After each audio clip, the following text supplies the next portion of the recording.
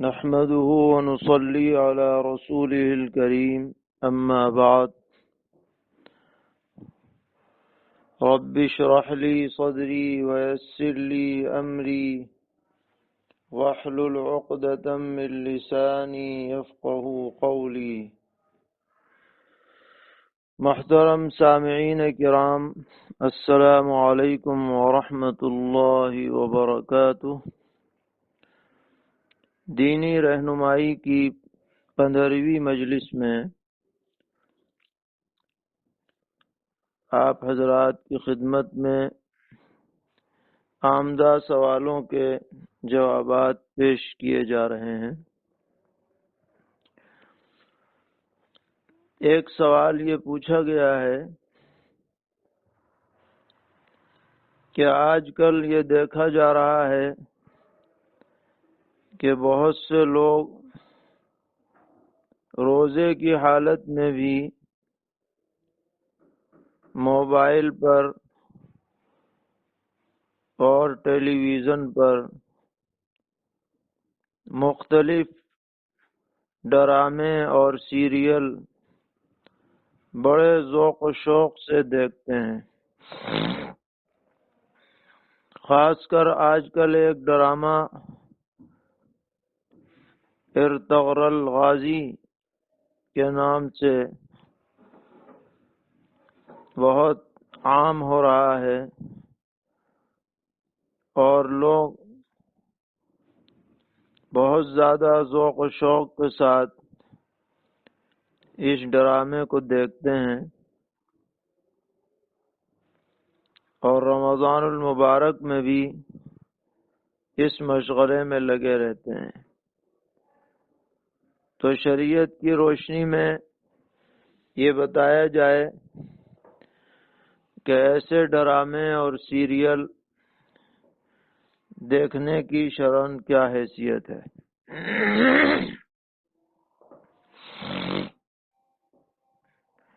تو اس بارے میں عرض یہ ہے کہ ایسے کوئی بھی ڈرامے جو ٹیلی ویژن پر دکھائے جاتے ہوں یا موبائلوں پر آتے ہوں، یہ مختلف قسم کے منکرات اور فواحش سے خالی نہیں ہوتے ہیں، بلکہ ہم یہ کہتے ہیں کہ پہلے زمانے میں جو گناہ ہوا کرتے تھے وہ مجرد گناہ ہوتے تھے۔ مجرد کا مطلب یہ ہے کہ اگر کان کا گناہ ہو رہا ہے تو بس کان کا ہو رہا ہے، آنکھ کا ہو رہا ہے تو آنکھ کا ہو رہا ہے، زبان کا ہو رہا ہے تو خالی زبان ہی کا گناہ ہو رہا ہے۔ لیکن آج کل کے دور میں گناہ مرکب ہو گئے ہیں، یعنی بیک وقت بہت سارے گناہوں کا مجموعہ آدمی کے سامنے رہتا ہے اور انسان اس میں مبتلا ہوتا رہتا ہے اور بے شمار برائیاں اور گناہوں کا بوجھ اس کے سر پر پڑتا رہتا ہے۔ انہی مرکب گناہوں میں یہ فلمیں اور ڈرامے اور سیریل بھی شامل ہیں کہ کوئی بھی سیریل آپ کو ایسا نہیں ملے گا کہ جس میں میوزک نہ ہو، تو کان کا گناہ ہے۔ اسی طرح کوئی بھی سیریل ایسا نہیں ملے گا جس میں عورتیں نہ ہوں، اداکارائیں نہ ہوں، ایکٹرز نہ ہوں، یہ آنکھوں کا گناہ ہے۔ وہ سب اجنبی عورتیں تمام تر زیب و زینت کے ساتھ ان ڈراموں کا حصہ ہوتی ہیں، یہ آنکھوں کا گناہ ہے۔ پھر جن واقعات پر ان ڈراموں کو فلمایا جاتا ہے، یہ کچھ پتہ نہیں رہتا کہ وہ سچ ہیں یا جھوٹ ہیں، بلکہ زیادہ تر تو فرضی کہانیاں ہوتی ہیں، انہی کی فلم بنا دی جاتی ہے۔ اگر حقیقی واقعات کو فلم کے طور پر دکھایا جائے تو اس میں دیکھنے والوں کے لیے کوئی دلچسپی نہیں ہو سکتی۔ دلچسپ بنانے کے لیے واقعات کو اندر داخل کیا جاتا ہے، بالکل فرضی باتیں جن کا کوئی وجود نہیں ہوا ان کو اس طرح دکھایا جاتا ہے جیسے کہ وہ واقعتاً موجود ہوئے ہوں۔ لہذا ایسے سیریل کا دیکھنا مختلف وجوہ سے شرعاً جائز نہیں ہے۔ اس میں میوزک بھی ہے، اس میں فواحش بھی ہیں، اس میں جھوٹ بھی ہے، اور پھر سب سے بڑی بات یہ ہے کہ اس میں وقت کا ضیاع ہے۔ یہ گھنٹے 2 گھنٹے جو اس واہیات مشغلے میں لگے، اگر آدمی تلاوت قرآن پاک میں لگائے، تسبیحات میں لگائے، اچھی باتوں میں لگائے تو کتنی نیکیاں اکٹھی کر سکتا ہے، اور ان میں لگ گیا تو بالکل ضائع ہو گیا یہ وقت۔ سرور عالم حضرت محمد مصطفیٰ صلی اللہ تعالی علیہ وسلم نے فرمایا، من حسن اسلام المرء ترکہ ما لا یعنی، اچھے مسلمان ہونے کی نشانی یہ ہے کہ آدمی لا یعنی فضول باتوں سے اپنے کو بچائے۔ پھر ایک خرابی اس میں یہ بھی ہے کہ ذہن و دماغ پراگندہ ہو جاتا ہے۔ جو باتیں آنکھوں کے سے دیکھی جاتی ہیں وہ دل کے پردے پر دماغ کی میموری میں محفوظ ہو جاتی ہیں، اور آدمی نہ جانے کن خیالات میں گم ہو جاتا ہے، اور طرح طرح کے فاسد مادے ذہن و دماغ میں پیدا ہو جاتے ہیں۔ اس لیے یہ سیریل ہو یا کوئی اور سیریل ہو یا فلمیں ہوں، پکچریں ہوں، ان سب کو دیکھنا شریعت میں قطعاً جائز نہیں ہے۔ ہر مسلمان کو اس سے احتراز کرنا چاہیے۔ اور جس سیریل کا اس سوال میں ذکر کیا گیا ہے، ارطغرل غازی جو خلافت عثمانیہ کے بانی تھے، ان کے نام پر یہ سیریل بنایا گیا ہے، اور اب تک معلوم ہوا کہ کافی قسطیں اس کی نشر ہو چکی ہیں۔ پہلے ٹرکش زبان میں بنایا گیا، پھر اس کی ڈبنگ اردو میں ہوئی، اور اس کو انتہائی دلچسپ بنایا گیا، اور تمام وہ چیزیں اس میں داخل کی گئیں کہ جو دیکھنے والوں کے لیے دلچسپی کا سبب ہوں۔ اور نام اس کا عنوان جو رکھا گیا وہ خلافت عثمانیہ کی تاریخ، تو گویا یہ کوئی بڑا اچھا کام ہو رہا ہے۔ تو جس طریقے پر ایک غلط کام پر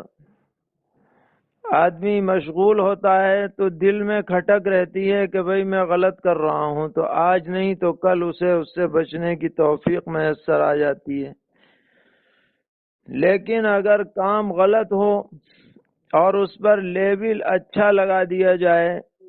تو پھر آدمی اس سے بچتا نہیں ہے، بلکہ اس غلط ہی کو اچھا سمجھتا ہے۔ چنانچہ آج ایک طبقہ ایسا ہے جو یہ کہتا ہے کہ بھئی ایسے ڈرامے ہمارے نوجوانوں کو دیکھنے چاہیے، اس کے اندر بڑی اچھی باتیں ہیں، فلاں باتیں ہیں، بڑی کام کی باتیں ہیں، بہت جرت کی باتیں ہیں،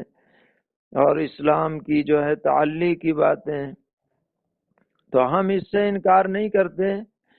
کہ اس میں کچھ باتیں اچھی بھی ہوں گی، لیکن جن باتوں کی طرف ہم نے اشارہ کیا وہ خرابیاں ہیں یا نہیں، وہ یقیناً ہے۔ تو اس بارے میں اسلام کا اصول یہ ہے، جو شراب اور جوئے کے بارے میں قرآن پاک میں بتلایا گیا کہ پوچھا جاتا ہے کہ شراب اور جوئے کا کیا حکم ہے، تو آپ جواب دیجئے قل فیہما اسم کبیر واسمہما اکبر من نفعہما ومنافع للناس واسمہما اکبر من نفعہما، کہ اس میں بہت بڑا گناہ ہے، کچھ لوگوں کے فائدے کی چیزیں بھی ہیں، لیکن گناہ جو ہے وہ نفع سے زیادہ ہے۔ یہی حال اس طرح کے ڈراموں کا ہے کہ اسے دیکھ کر کے فائدہ تو کم ہے، معمولی ہے، گویا کل عدم ہے، اور نقصانات زیادہ ہیں، گناہوں کا انبوہ ہے، ذخیرہ ہے، اور خاص کر رمضان المبارک کے مقدس مہینے میں ایسے مشاغل میں اپنے کو لگانا یہ بڑی محرومی کی بات ہے۔ اس لیے لوگوں کو چاہیے کہ وہ اپنے گھر میں اپنے بچوں کی خبر گیری کریں اور ایسی باتوں میں لگنے سے انہیں بچائیں، ان کا ذہن سدھارنے کی کوشش کریں۔ اللہ تعالی ہر طرح کی غلط باتوں سے ہمارے معاشرے کو محفوظ فرمائیں۔ ایک سوال یہ کیا گیا ہے کہ موبائل میں قرآن کریم بشکل ایپ یا پی ڈی ایف یا آڈیو رکھنا کیسا ہے، جبکہ موبائل میں تصویریں اور فلمیں وغیرہ بھی ہوتی ہیں؟ تو اس کا جواب یہ ہے کہ فی نفسی ہی قرآن پاک کو اپنے موبائل میں اپلوڈ کرنا ناجائز نہیں ہے، لیکن جب اپلوڈ کر لیا جائے تو اب احترام کا تقاضا یہ ہے کہ اس موبائل سے ہر طرح کی غلط چیزیں، فواحش، منکر باتیں، ان سب کو ڈیلیٹ کر دیا جائے، کیونکہ اب یہ موبائل قرآن پاک کی نسبت سے منسوب ہو چکا ہے۔ اور جو حضرات اس قرآن پاک سے فائدہ اٹھانا چاہیں وہ اس کا خیال رکھیں کہ اکثر علماء کے نزدیک جس وقت قرآن پاک کی ایپ کھلی ہوئی ہو اور اسکرین پر حروف ظاہر ہو رہے ہوں، یعنی اسے پڑھا جا رہا ہو اور وہ نظر آ رہے ہوں، تو اس حالت میں اسکرین پر بے وضو ہاتھ نہیں لگانا چاہیے، یہ قرآن پاک کی بے ادبی ہے، بے حرمتی ہے۔ تو فی نفسی ہی آپ قرآن میں اسے اپلوڈ کر سکتے ہیں، لیکن احترام ضروری ہے۔ ایک سوال یہ پوچھا گیا ہے کہ مسجد میں حفاظت کی خاطر سی سی ٹی وی کیمرے لگا سکتے ہیں یا نہیں؟ تو اگر مقصود حفاظت ہو اور مسجد بھی ایسی جگہ پر واقع ہو کہ جہاں پر اس کی ضرورت بھی ہو اور ملکی حالات بھی اس کے متقاضی ہوں کہ کسی انہونی بات سے بچنے کے لیے ضرورتاً یہ کیمرے لگا دیے جائیں، تو اس کی گنجائش معلوم ہوتی ہے۔ ایک سوال عدت کے بارے میں ہے کہ ایک عورت کے شوہر کا انتقال ہو گیا، لیکن ان کے خرچ اخراجات کا کوئی انتظام نہیں ہے اور وہ عورت خود گھروں میں کام کرتی ہے، اسی سے اس کا گزر بسر ہوتا ہے۔ تو سوال یہ ہے کہ عدت کے دوران وہ اپنے کام پر جا سکتی ہے یا نہیں؟ تو جواب یہ ہے کہ ایسی مجبور عورت دن کے وقت میں اگر کام پر چلی جائے عدت کے دوران تو اس میں حرج نہیں ہے، فقہا نے اجازت دی ہے۔ اسی کے ضمن میں یہ سوال ہے کہ عدت گزارنے والی عورت اپنے داماد سے پردہ کرے گی یا نہیں کرے گی؟ تو داماد سے پردہ نہیں ہے۔ ایک سوال رضاعت کے سلسلے میں ہے کہ اگر کوئی کافر بچے کو دودھ پلا دے، یعنی غیر مسلم کے بچے کو دودھ پلا دے، یا کوئی غیر مسلمہ عورت مسلمان بچے کو دودھ پلا دے، تو اس سے حرمت رضاعت ثابت ہوتی ہے یا نہیں ہوتی؟ تو جواب یہ ہے کہ ثابت ہو جاتی ہے، اس میں مسلم غیر مسلم کی کوئی قید نہیں ہے۔ ایک سوال پاکی سے متعلق ہے کہ میرے ناخن پر فیوی کوئک لگا رہ گیا،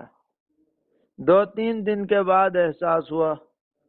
تو میری وضو اور نماز کا کیا حکم ہے؟ تو اس میں 2 جہتیں ہیں۔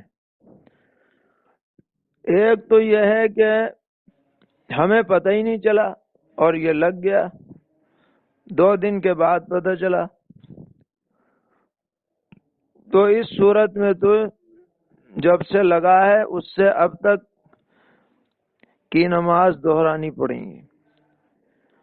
اور اگر شکل یہ ہے کہ جب لگا تھا تو ہم نے چھٹانے کی کوشش کی، حتی الامکان اس کے باوجود کچھ لگا رہ گیا، تو اس صورت میں معاف ہے اور کوئی نماز لوٹانے کی ضرورت نہیں۔ ایک سوال یہ ہے کہ عورت ناپاکی کے زمانے میں جو کپڑے پہنے رہتی ہے، کیا پاک ہونے کے بعد انہی کپڑوں کو دھوئے بغیر ان میں نماز پڑھ سکتی ہے یا نہیں؟ تو جواب یہ ہے کہ ناپاکی کے زمانے میں جو کپڑے پہنے جاتے ہیں، خالی پہننے سے ان میں کوئی ناپاکی نہیں آتی، البتہ کپڑے میں ناپاکی لگ جائے گی تو کپڑا ناپاک ہوگا۔ اگر ناپاکی کے زمانے میں اس میں پسینہ لگ گیا تو پسینہ جو ہے وہ ناپاک نہیں ہے، ہاں ناپاکی لگ گئی تب ناپاکی آئے گی۔ اس لیے اگر ناپاکی لگی ہے کپڑے میں تو انہیں دھو کے نماز پڑھنی پڑے گی، اور اگر ناپاکی نہیں لگی تو کپڑے پاک ہیں، انہیں پہن کے نماز پڑھی جا سکتی ہے۔ صلاۃ التسبیح کے متعلق سوال ہے کہ ظہر کے بعد یا عصر کے بعد اسے پڑھ سکتے ہیں یا نہیں؟ تو ظہر کے بعد تو پڑھ سکتے ہیں، کیونکہ صلاۃ التسبیح نفل نماز ہے، تو جن اوقات میں نفل پڑھنا جائز ہے ان میں صلاۃ التسبیح بھی جائز ہے، لیکن عصر کے بعد نہیں پڑھ سکتے، کیونکہ عصر کے بعد نفل پڑھنا منع ہے۔ ایک سوال یہ ہے کہ امام صاحب نے جمعہ کے دن فجر کی نماز میں پہلی رکعت میں سورہ الف لام میم سجدے میں آیت سجدہ پڑھی، کچھ لوگ جو نماز میں شامل نہیں تھے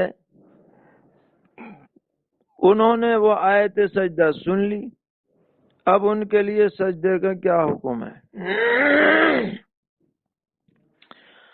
تو جواب یہ ہے کہ اگر جس رکعت میں انہوں نے آیت سجدہ پڑھی ہے امام صاحب نے اور انہوں نے سنی ہے باہر والوں نے، اسی رکعت میں امام کے ساتھ یہ شامل ہو گئے، تو جو امام نے سجدہ کیا ہے وہی سجدہ ان کی طرف سے بھی کافی ہو جائے گا، انہیں الگ سے سجدے کی ضرورت نہیں۔ اور اگر یہ امام کے ساتھ نماز میں دوسری رکعت میں شامل ہوئے یا شامل ہی نہیں ہوئے تو انہیں وہ سجدہ جو انہوں نے پہلے سنا تھا وہ اپنی نماز سے فارغ ہونے کے بعد وہ سجدہ کرنا پڑے گا، وہ سجدہ تلاوت ان پر واجب ہے۔ ایک سوال یہ ہے کہ فجر یا عصر کے وقت میں سجدہ تلاوت کر سکتے ہیں یا نہیں؟ ہاں کر سکتے ہیں، کوئی حرج نہیں۔ ایک صاحب نے پوچھا ہے کہ جو کتابوں میں لکھا رہتا ہے کہ عشاء سے پہلے 4 سنتیں غیر مؤکدہ ہیں، تو ان کا ثبوت کہاں سے ہے؟ تو الگ سے تو کوئی روایت عشاء کے بارے میں صراحتاً ہماری نظر سے نہیں گزری جس میں یہ صراحت ہو کہ عشاء سے پہلے 4 رکعت پڑھی جائیں گی۔ البتہ فقہا نے لکھا ہے کہ 4 رکعت پڑھی جائیں بطور استحباب، اور علامہ ابراہیم الحلبی نے اپنی کتاب میں جو حلبی کبیر کے نام سے مشہور ہے، اس میں حضرت نے لکھا ہے کہ عشاء سے پہلے جو 4 رکعت ہیں ان کا ثبوت اس مطلق روایت سے ہے جس میں یہ فرمایا گیا کہ بین کل اذانین صلاۃ، کہ ہر 2 اذانوں کے بیچ میں، یعنی اذان سے ایک اذان دوسری اقامت، اذان اور اقامت کے بیچ میں نماز ہے۔ اب اس میں 5 نمازوں کے سلسلے میں بات آ گئی، تو 5 نمازوں میں اذان اور اقامت کے بیچ میں نماز پڑھ سکتے ہیں، سوائے مغرب کے، کہ مغرب میں چونکہ تعجیل افضل ہے اس لیے اس میں پڑھنے کی تو کوئی تاکید نہیں ہے، لیکن بقیہ 4 نمازوں کے اندر اذان اور اقامت کے بیچ میں چونکہ نماز پڑھنے کا حکم دیا گیا ہے اور اس عموم میں عشاء بھی داخل ہے، لہذا فقہا نے جو 4 رکعت کی بات فرمائی اس کی دلیل یہ روایت ہو سکتی ہے جو حضرت عبداللہ ابن مغفل رضی اللہ تعالی عنہ سے مروی ہے۔ پوچھا ہے کہ قنوت نازلہ میں درود تنجینا یا تنجینا پڑھ سکتے ہیں یا نہیں؟ تو پڑھ تو سکتے ہیں، لیکن جو روایت سے الفاظ منقول ہیں ان کو پڑھنا وہ زیادہ بہتر ہے۔ ایک سوال یہ کیا گیا ہے کہ آج کل جو ہر 4 رکعت میں دعائے ترویحہ پڑھی جاتی ہے، اس کا ثبوت کس حدیث سے ہے؟ تو اس کا کسی حدیث سے ثبوت نہیں ہے، فقہا نے لکھا ہے بعض کتابوں میں، اور یہ پڑھنا کوئی ضروری نہیں ہے، بلکہ آپ اس وقت میں تلاوت کریں، استغفار پڑھیں، درود شریف پڑھیں یا کوئی بھی تسبیح پڑھیں، سب جائز ہے، ضروری نہیں ہے کہ یہی تسبیح پڑھی جائے۔ اور اس میں ایک بات یہ مشہور کی جاتی ہے کہ سبحان ذی العزت والعظمت، ضا کے زبر کے ساتھ یہ صحیح ہے،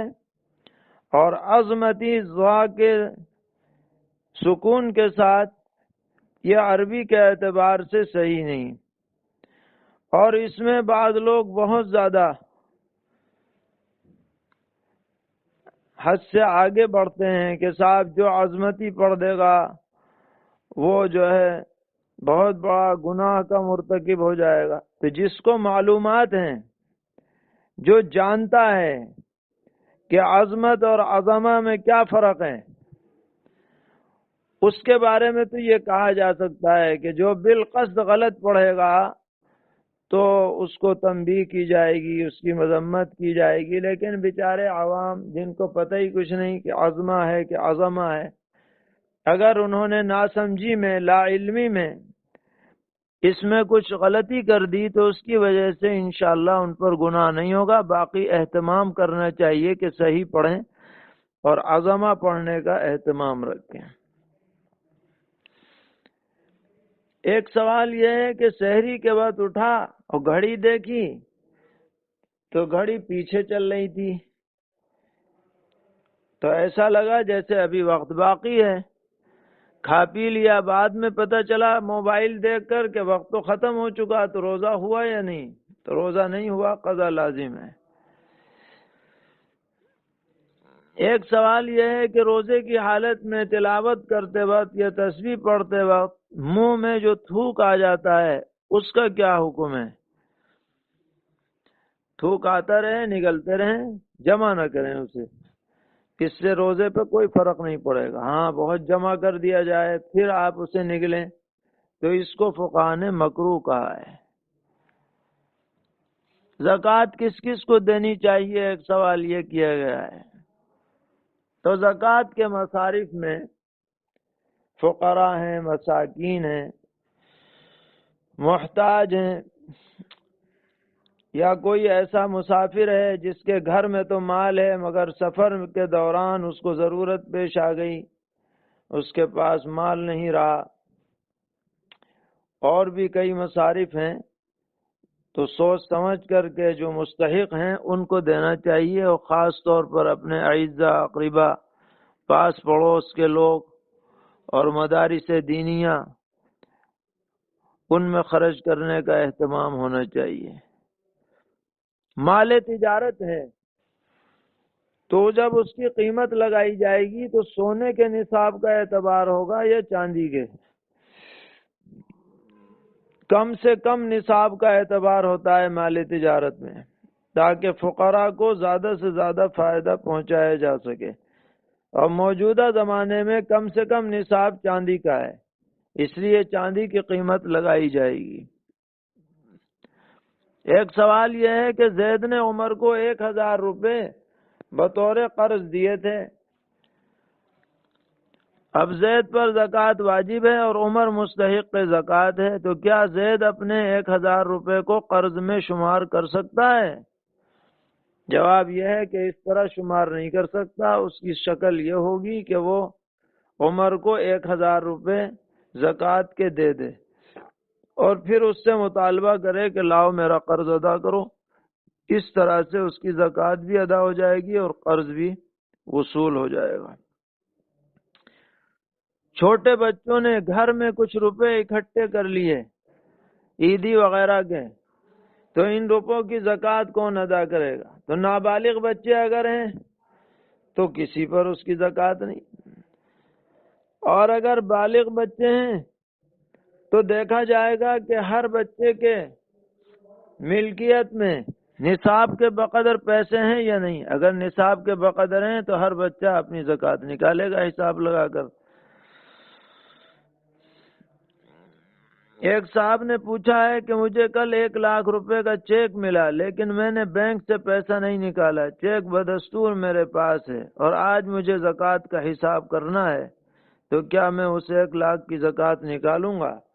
جی ہاں، اسے 1,00,000 کی بھی زکوٰۃ نکالیں گے، اس کو حساب میں شامل کریں۔ البتہ یہ ذرا سی سہولت ہے کہ آپ اتنی تاخیر کر سکتے ہیں جتنے میں آپ چیک کو بھنائیں، بھننے کے بعد آپ ادا کریں گے تب بھی کوئی حرج نہیں۔ ایک سوال ہے کہ میرے پاس سونا چاندی کچھ نہیں، لیکن 35,000 روپے ہیں، اور کچھ دوستوں نے 1,28,000 روپے مجھ سے قرض لے رکھا ہے، لیکن یہ کچھ پتہ نہیں کہ کب ادا ہوگا، تو میرے اوپر زکوٰۃ ہے یا نہیں؟ تو جواب یہ ہے کہ 35,000 روپے پہ تو زکوٰۃ ہے، کیونکہ آج کل چاندی کے نصاب میں اتنی مقدار میں زکوٰۃ آ جاتی ہے۔ اور جو پیسے آپ نے قرض دے رکھے ہیں لوگوں کو، اس میں یہ دیکھنا ہے کہ واپسی کی آپ کو امید ہے یا نہیں۔ اگر امید کامل ہے، یقین ہے، گمان غالب ہے، تو جب وہ پیسے ملیں گے جب گزشتہ سالوں کی زکوٰۃ دینی پڑے گی، اور اگر ایسا اندازہ ہے کہ پتہ نہیں ملیں کہ نہ ملیں، یا اس کے ڈوبنے کا بھی اندیشہ ہے، تو پھر اس قرض پر زکوٰۃ نہیں ہے۔ کیا ایسے شخص کو زکوٰۃ دے سکتے ہیں جس کی بیوی صاحب نصاب ہو؟ ہاں، اگر وہ ضرورت مند ہے تو دے سکتے ہیں، بیوی کی ملکیت الگ ہے، شوہر کی الگ ہے۔ ایک صاحب نے بہت ہی اچھی بات پوچھی ہے کہ میں فطرے میں 50 روپے فی آدمی کے بجائے 100 روپے دینا چاہتا ہوں، تو سبحان اللہ، بہت اچھی بات ہے، بلکہ اور کشمش سے حساب لگاؤ،